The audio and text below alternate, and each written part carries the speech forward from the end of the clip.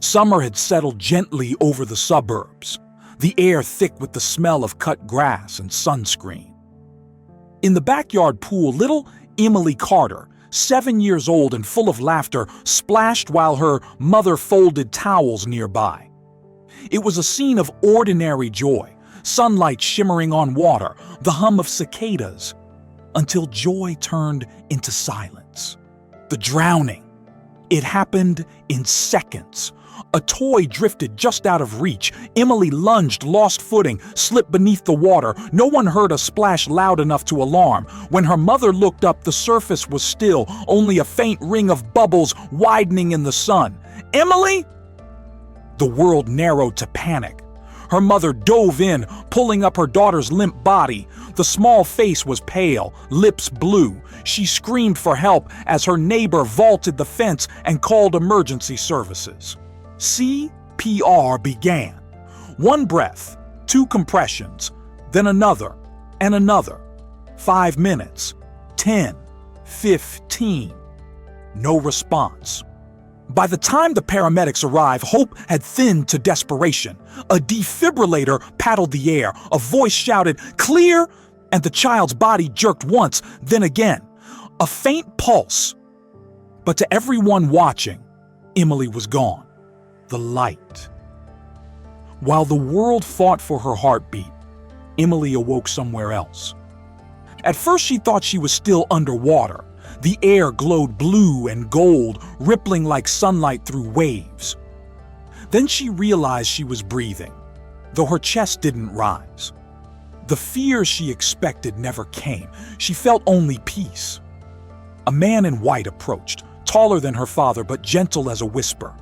His eyes held every color she'd ever loved. The sky, the trees, her favorite crayon. When he smiled, she knew his name without asking. "Hello, Emily," Jesus said. "You don't have to be afraid." She looked around and gasped. Fields stretched farther than sight, alive with music that came from color itself. The flowers shimmered with voices. The grass sang about joy. Children laughed in the distance, and light fluttered through them like butterflies of gold. Emily looked at her small hands, unscarred and warm. "Am I dead?" she asked. Jesus knelt, so his eyes met hers. "You came to visit," he said, "but it isn't time to stay. Your mummy is sad. She's praying for you. You'll go back soon." She frowned. "I want to stay with you." He touched her forehead. "When it's time, you'll see me again. Until then, tell them I love when they talk to me before bed. Tell them prayer is light." And then the garden began to fade. Return to earth. The paramedic almost dropped his stethoscope when the EKG spiked. "Wait, she's back!"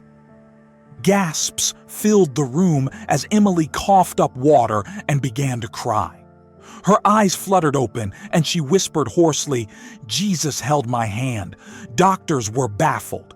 15 minutes of submersion should have caused irreversible brain damage, but every scan was clear. Her EEG had been flat for over 10 minutes, yet she could recall in childlike detail the exact pattern of the nurse's blue gloves and the paramedic's tearful voice saying, "Come on, sweetheart." When asked how she knew, she giggled softly. "Because I saw you praying when you thought I couldn't see." The message.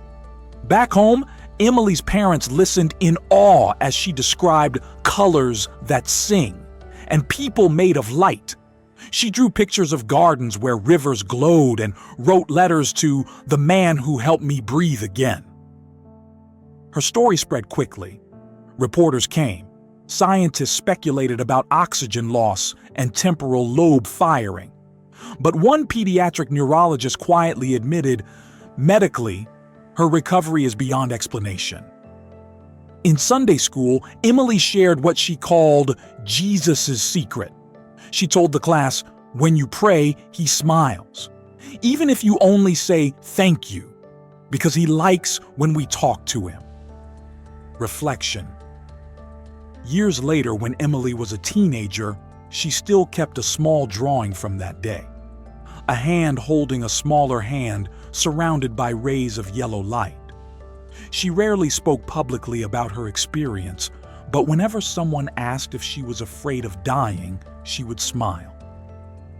"I already met forever once," she'd say. "It's full of love."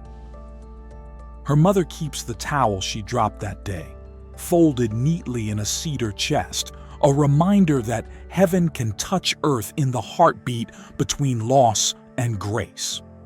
"Let the little children come to me, and do not hinder them, for the kingdom of heaven belongs to such as these." Matthew chapter 19, verses 14. And somewhere in that unseen garden, perhaps a flower still hums the tune of a little girl's laughter.